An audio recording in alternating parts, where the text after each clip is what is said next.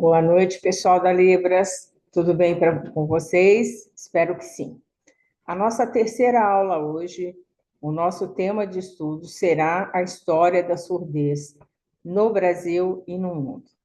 Então, vamos aí aos slides.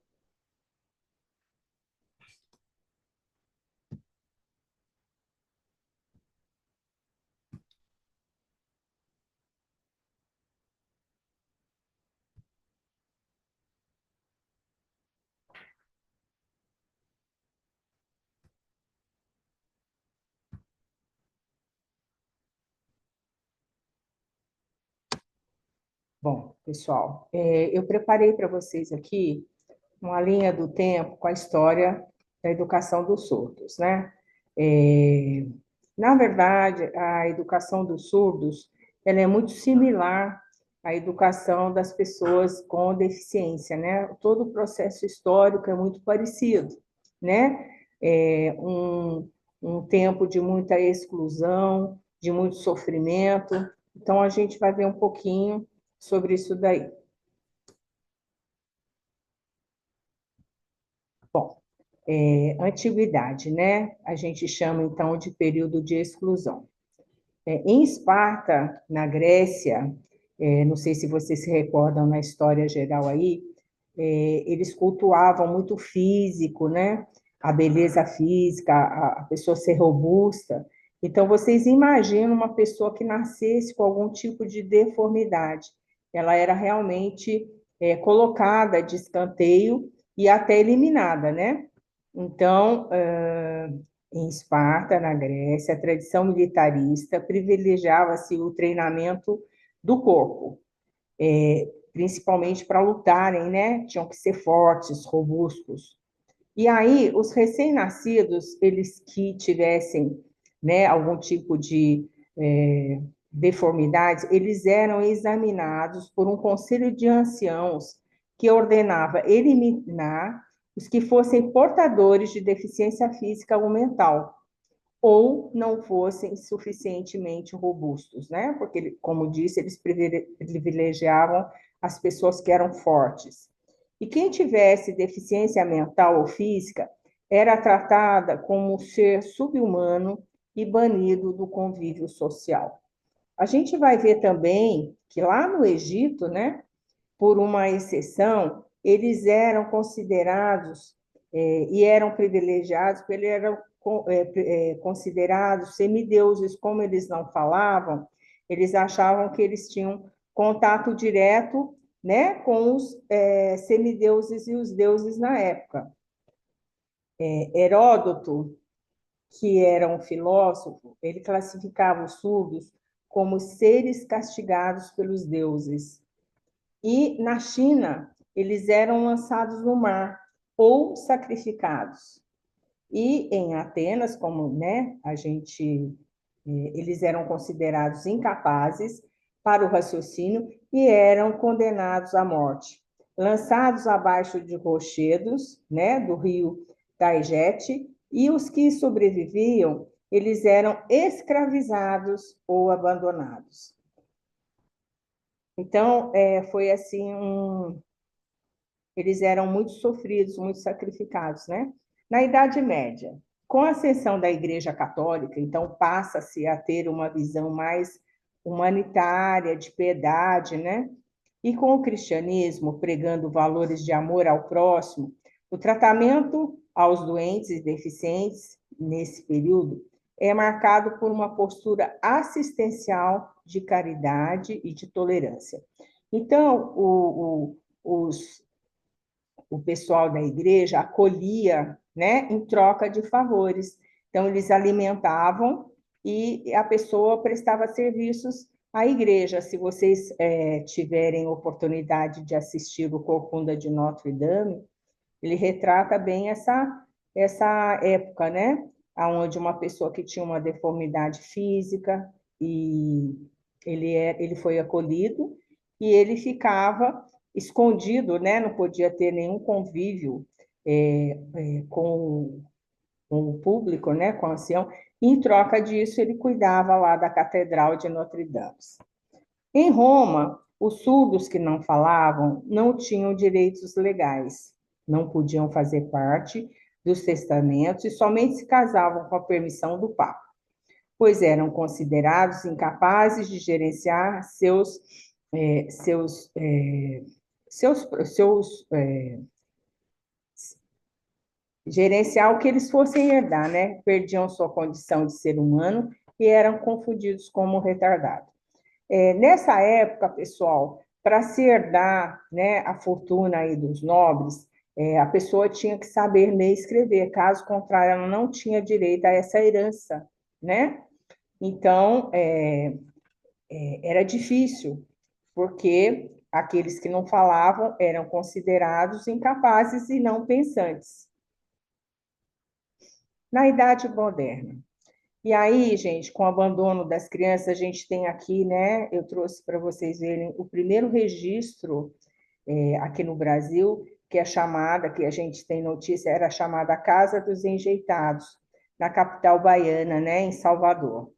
Inicialmente eram usados para receber doações e mantimentos, mas com o tempo passou a ser destino de recém-nascidos rejeitados, bem como crianças com deficiências físicas e mentais.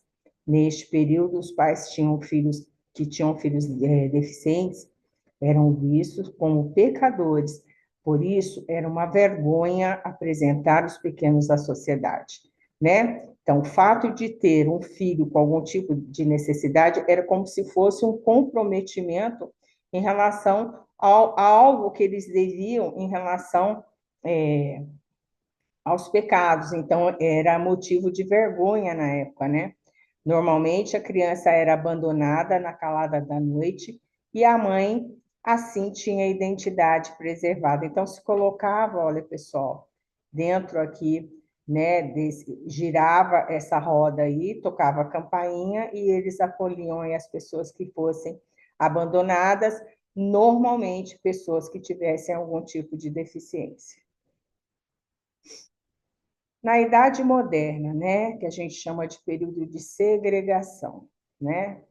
Naquela época surgiram os asilos e os hospitais psiquiátricos, com o objetivo não de tratar, mas de segregar as pessoas com qualquer tipo de deficiência. Tais instituições eram um pouco mais do que prisões, segundo Aranha. Então, pessoal, as pessoas, inclusive nessa época, elas serviam, inclusive, de cobaia, né, de testes, de choques elétricos, enfim, era bastante complicado, né? Pessotti afirma que nessa conjuntura o deficiente passou a ser tutelado pela medicina, que tinha autonomia de julgá-lo, condenado ou salvá-lo. Condenado, gente, seria mesmo, né? Eles serviam de, como eu disse para vocês, de cobaias para a experiência na época, né? Bom, aí nós chegamos no século XVII e XVIII, a história nos leva até um marco muito importante. Surgiram os primeiros pesquisadores. E aí a gente tem um nome importante na época, que é o Charles Michel de Lepé, né, um francês, que em sua pesquisa, né, ele chega à conclusão que apenas os gestos naturais e o alfabeto manual não eram suficientes para o surdo se comunicar. Então, Lepé criou os sinais metódicos para integrar a gramática de Libras junto a outros surdos. Fundou a primeira escola pública para os surdos em Paris, na França. Aqui está escrito gramática de Libras, gente, seria a gramática da língua de sinais na época, né? Então, a Belle Lepé enfrentou muitos desafios em defender a língua de sinais como sendo a língua materna dos surdos. Gente, o Lepé, ele é reconhecido na história da educação dos surdos porque ele perambulava pela cidade de Paris procurando aprender o meio de comunicação dos surdos. E foi ele que iniciou os primeiros estudos sobre a língua de sinais, tá? E também procurou instruir os surdos em sua própria casa, com combinações de sinais, gramática francesa sinalizada. Defendia a língua de sinais como natural, como eu já disse aqui, e como um verdadeiro meio de comunicação de desenvolvimento do pensamento. Ele publicou o primeiro dicionário de sinais. E aí, gente, chegamos numa época que começou a controvérsia entre o que era mais importante, o método oral, né, ou o método gestual. Além de ser mais importante, o que se adotar na época, né? Então, a gente tem lá, na Alemanha, o professor alemão Samuel, né, Hennicke, seus métodos de ensino eram estritamente orais. Depois, na Escócia, ao decorrer da história, o inventor do telefone escocês, Alexandre Graham Bell, abre uma escola oralista para surdos. Também era uma outra pessoa que defendia piamente o oralismo, ou seja, que o surdo deveria falar, oralizar e não usar sinais. E para esses pesquisadores, a língua de sinais era prejudicial, pois comprometia a aquisição da língua falada, né? Bom, aí a gente vai ver no próximo slide, a gente vai falar um pouquinho, né, sobre o Congresso de Milão. Então, a primeira fase da educação oralista, ela teve seu ápice no Congresso Internacional de Milão, na Itália, em 1880. Nesse congresso estavam os professores de surdos para discutir e avaliar os métodos de três métodos rivais: língua de sinais, a língua oral ou misto. Bom, pessoal, nesse congresso de Milão, só para vocês terem uma ideia, a gente tinha representantes da França, da Itália, da Grã-Bretanha, dos Estados Unidos, Canadá e outros. Todas essas pessoas eram ouvintes e apenas participava desse congresso uma pessoa surda. Então, vocês imaginam como foi a votação, né? Entre qual método seria melhor. O interesse na época, né, desse congresso aí, era de reafirmar a necessidade da substituição de sinais pela língua oral, né? E aí, gente, o método oral, né, foi considerado como o mais adequado na educação dos surdos e a utilização da língua de sinais foi abolida, radicalmente proibida. Proibida, pessoal, ao ponto de eles amarravam as mãos dos surdos para trás, para que eles não pudessem sinalizar, usar nenhum gesto, né? Muitos professores que eram a favor da língua de sinais foram demitidos na época, destituídos dos seus cargos, enfim, teria que se trabalhar com o surdo apenas a língua oral. Ok? Bom, vocês vão perceber que com o decorrer, né, do tempo, houveram insucessos em relação a esse oralismo puro, né? O que acontecia? A fala da pessoa surda era ininteligível, você não entendia direito o que ele estava falando. Quem não progredia na oralidade era considerado como deficiente mental, porque eles acabavam ficando irritados e nervosos de não conseguir se comunicar, né? Ou eram considerados, então, deficientes mentais ou com necessidades especiais. E aí, gente, foi um tempo bastante complicado, né? Em relação aí à melhor metodologia para o surdo. E aqui, pessoal, né, vocês podem ver como que eram as salas nessa época, né, que se trabalhava o método oral, ela era em círculo, em cada mesa do aluno tinha lá um aparelho de amplificação sonora, que são esses aparelhos que vocês estão vendo aí, né? Era colocado lá na frente, tinha a mesa do professor, com um aparelho de amplificação sonora, então ela falava no microfone, eles tinham normalmente fone de ouvido, né? E aí era dada uma aula normalmente de forma oral, né? Então, a prática da educação oralista utiliza como recurso o desenvolvimento da fala, a ampliação da audição, da compreensão da língua oral. Então, a ampliação da audição era feita através desses aparelhos aí do fone de ouvido. Então, a aula era desenvolvida dessa forma aí. Bom, em 1857, no Brasil, né, a convite de Dom Pedro II, Dom Pedro II tinha um neto que era surdo. E como já foi falado anteriormente aqui, aquele nobre que não conseguisse, né, ler e escrever e falar, ele não tinha direito à herança, né? Então, o que fazer, né? O Dom Pedro tinha um neto que era surdo. Então, a convite do Dom Pedro II, na época imperador do Brasil, o diretor e professor surdo francês chamado Ernest Rey, ele foi discípulo do Lepé, que nós vimos que ele teve uma influência grande, né, na Europa, aí, em relação a várias práticas de melhoria em relação aí à língua de sinais. Ele vem para o Brasil e funda o Instituto de Surdos Mudos. Pessoal, chama atenção aqui. Na época era chamado realmente surdo-mudo. A gente sabe que hoje em dia a gente não usa mais esse termo, é errado, é pejorativo. Mas na época era chamado Instituto de Surdo-Mudo, que atualmente ainda funciona no Rio de Janeiro como Instituto Nacional de Educação de Surdos, que a abreviação é INES, né? Que é, na verdade, referência em relação ao todo o trabalho voltado para a comunidade surda, né?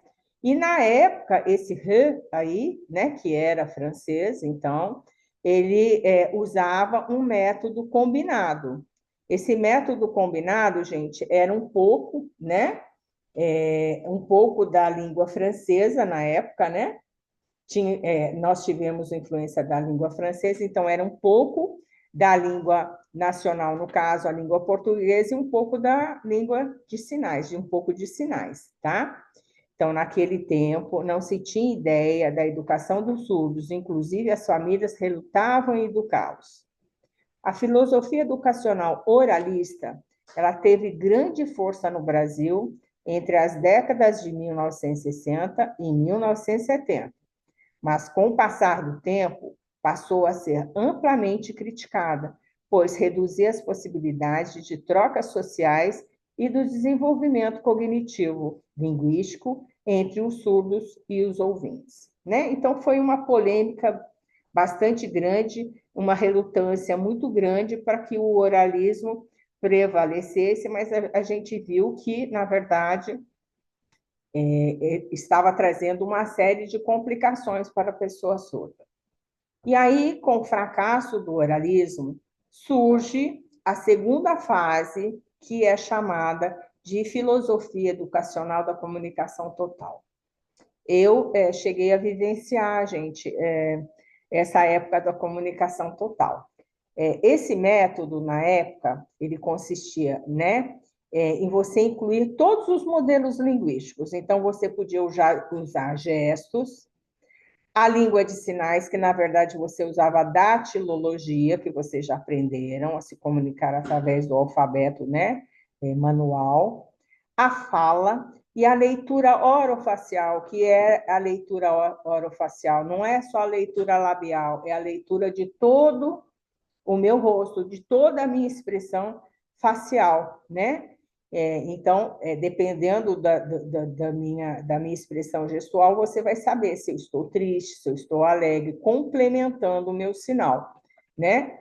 E leitura e escrita, principalmente a escrita, tá? Então, repetindo, a comunicação, ela veio após o oralismo, né? Veio contestando o oralismo. A gente vai ver depois com calma essas metodologias linguísticas aí, tá?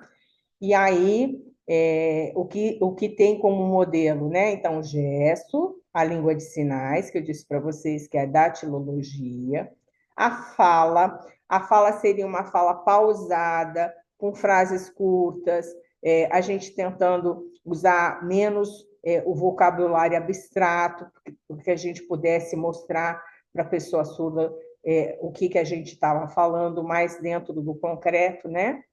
A leitura orofacial, né? E a escrita, e principalmente a escrita.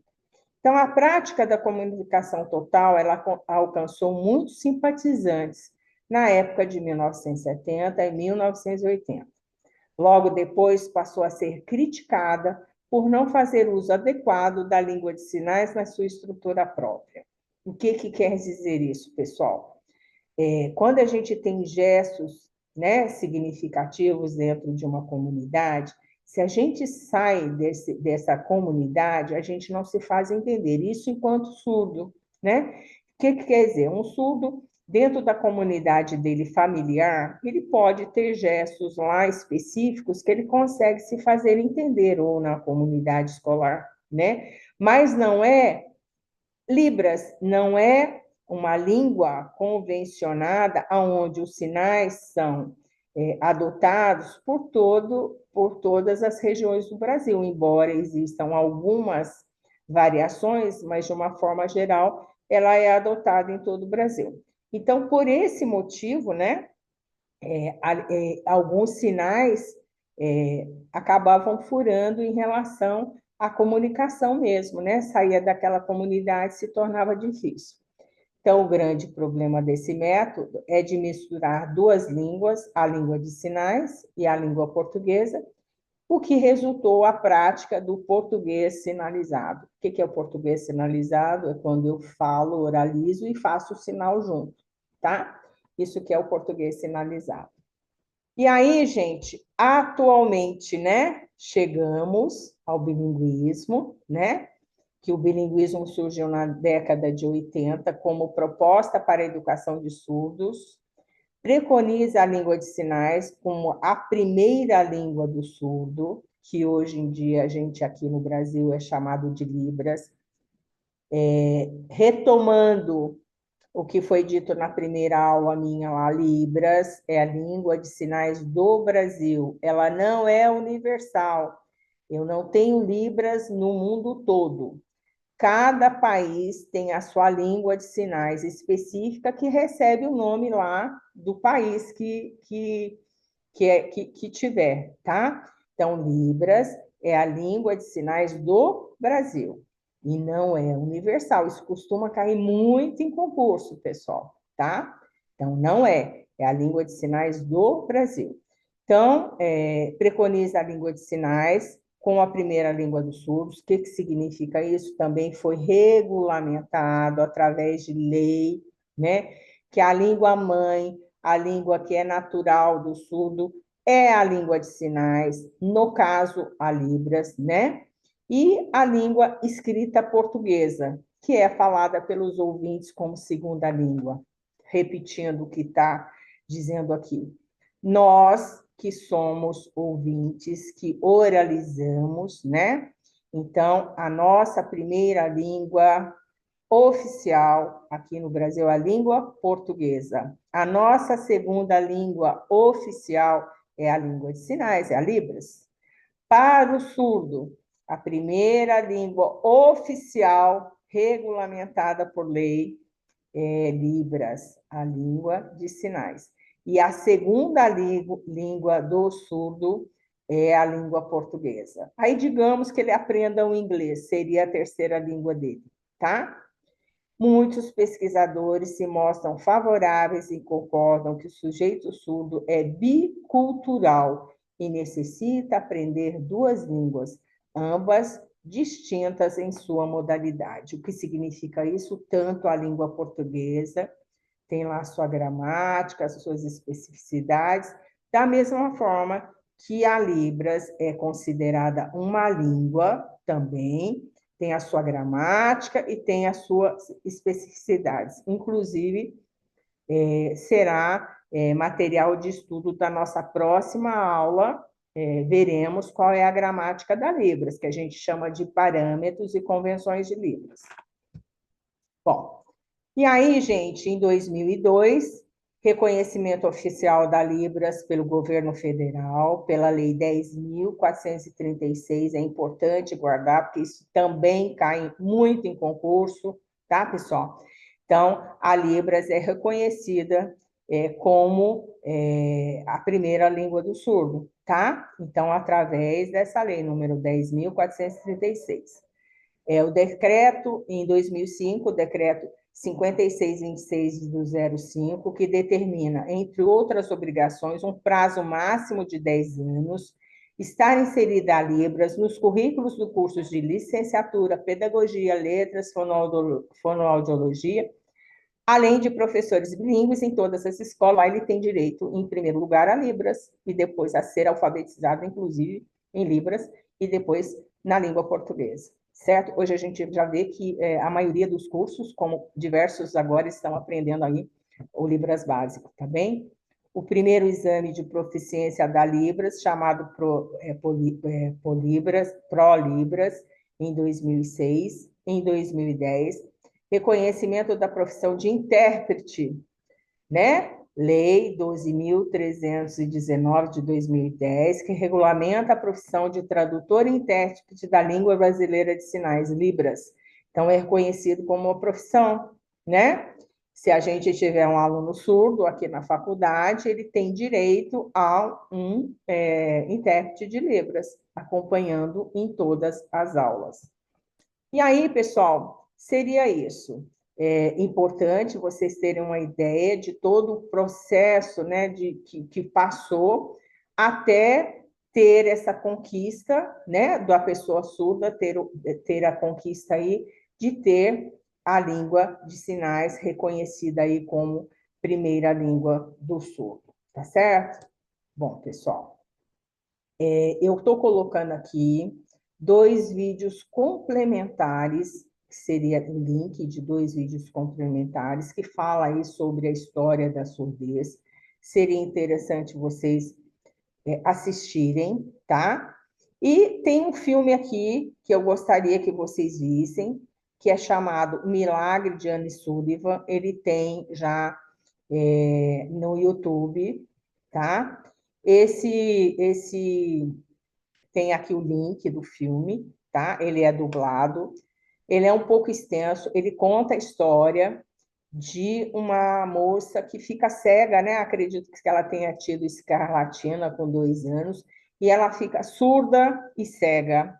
E aí, como foi difícil e complicado, né? A alfabetização e o contato dela com a sociedade, né? Como foi complicado, porque além de ela não ouvir, ela também não enxergava. Peço, não estou pedindo nenhum trabalho nesse momento para vocês, mas eu posso, com certeza, na prova bimestral, colocar alguma questão referente ao filme, tá? Então, tudo que eu estou colocando aqui, complementar, veja, assista, é interessante, porque eu posso estar cobrando isso daí futuramente, tá? Então, assistam o filme que retratando aí toda a problemática da surdez, no caso, a pessoa também é cega, ok? Bom, então, a parte teórica, gente, de hoje seria isso. Agora nós vamos para a parte do vocabulário de Libras. Vamos aprender hoje, né? A gente já aprendeu o alfabeto em Libras, pedi para que vocês aprimorassem aí, né? Treinassem o alfabeto, a datilologia, com o nome de vocês, de rua, enfim, né? Coloquei um exercício que eu vou mandar a correção para vocês, usando a datilologia, né? E aí, hoje a gente está indo para os numerais em Libras. Como vocês podem ver, gente, os numerais são bem simples de serem memorizados. Então, a gente tem lá, né? O número, a gente tem lá o 1, tá? Ó, o 1, polegar fechado, né? Ó, aí eu tenho um. O 2, eu abro o segundo dedo, tá certo? Tá lá. Aí o 3, ó, 3, 4, O 5, pessoal, ele parece mesmo 5, ó. Eu fecho esses dois dedos meus aqui, ó. Eu fecho e faço isso, ó. Parece o 5. Tá vendo? 5. O 6 parece o 6 mesmo, ó. 6.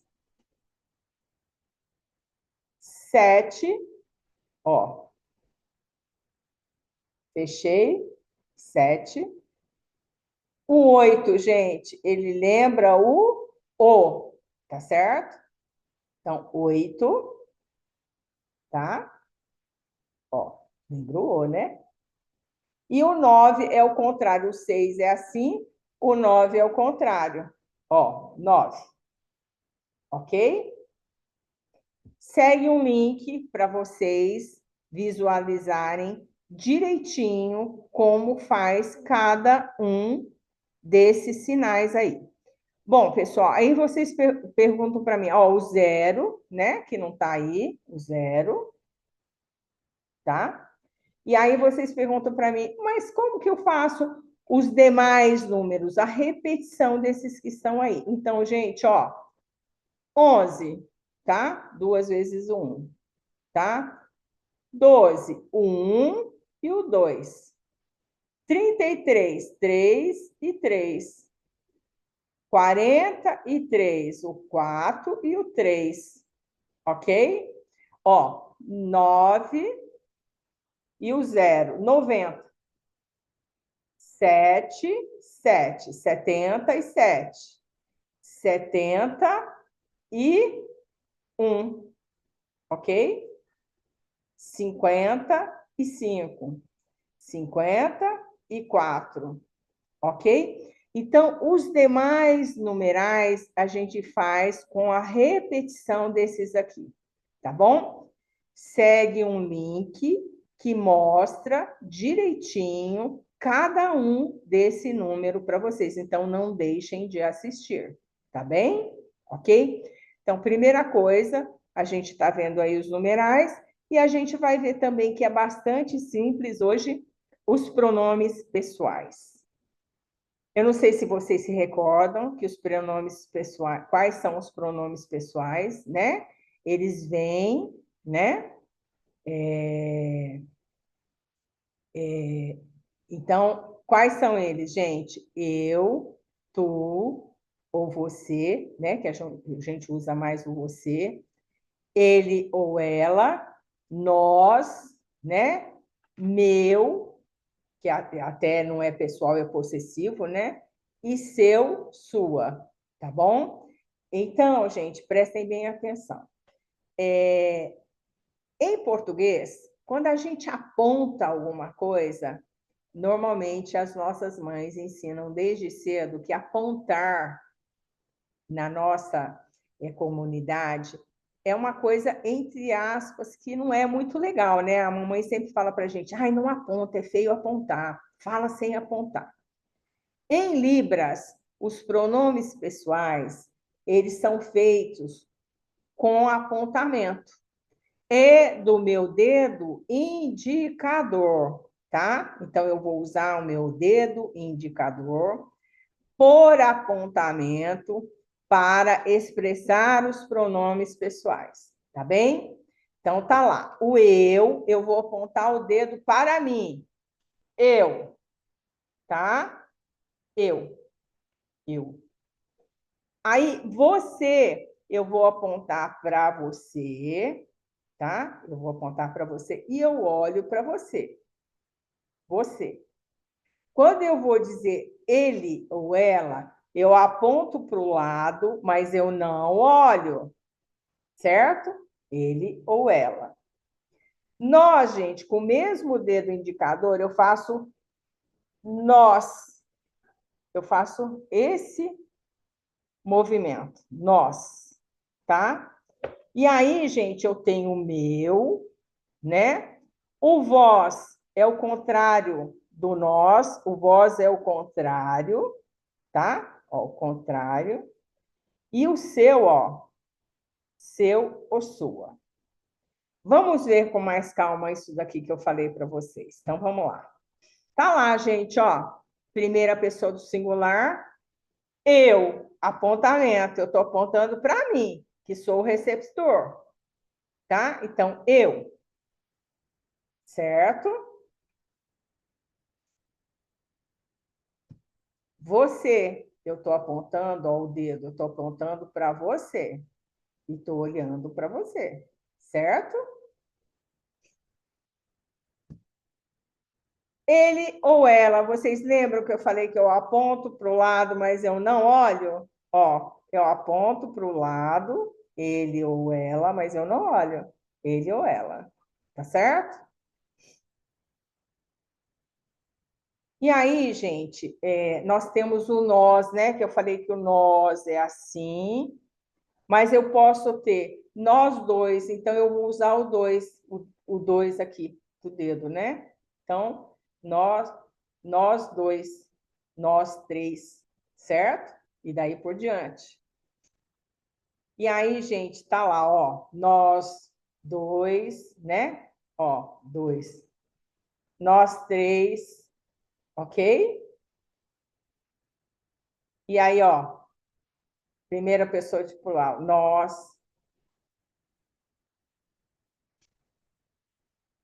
tá lá, ó. Vocês dois, ó, você, né? Vocês dois, vocês três, vocês quatro, eu aponto, mas eu faço o número, tá? E aí, e assim por diante. Pessoal, também, ó, segue um link, que neste link mostra direitinho o movimento, tá? Tanto dos numerais, como eu disse para vocês, quanto dos pronomes pessoais. Então, não deixem de ver, tá? Que além da figura e da explicação, vocês vão ter um movimento certinho através desses links aqui. E já comecem a memorizar aí esse vocabulário, tá? Porque até ali pelo dia 20 vocês já vão fazer um vídeo em Libras, então é importante já saber o alfabeto, os pronomes, né? Os numerais e outros vocabulários que a gente vai ver pela frente aí, tá? Gente, coloquei aqui material de estudo.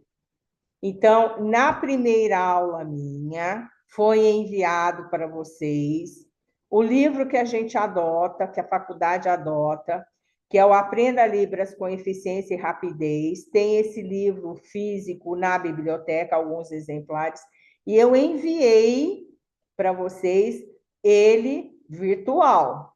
Na primeira aula, não vou ficar repetindo isso toda a aula, não. Foi enviado ele lá, que vocês têm ele como base de material teórico. Então, tá lá. Tem lá tudo o que foi falado hoje tem lá no livro, tá bom? Aprenda Libras com Eficiência e Rapidez. Coloquei até as páginas aqui. E também, tá? A apostila de Libras tem também os pronomes lá e os numerais. Aquela apostila de Libras minha, que eu também encaminhei na primeira aula, tá bom? Quem, por acaso, não pegou, entrou depois, dá um jeitinho de pegar lá com os coordenadores de vocês, foi enviado lá a primeira aula, enquanto o portal não está legal, foi enviado para eles lá o material, tá bem? Então, gente, por hoje seria isso, tá? Até a próxima aula e beijinho para todos.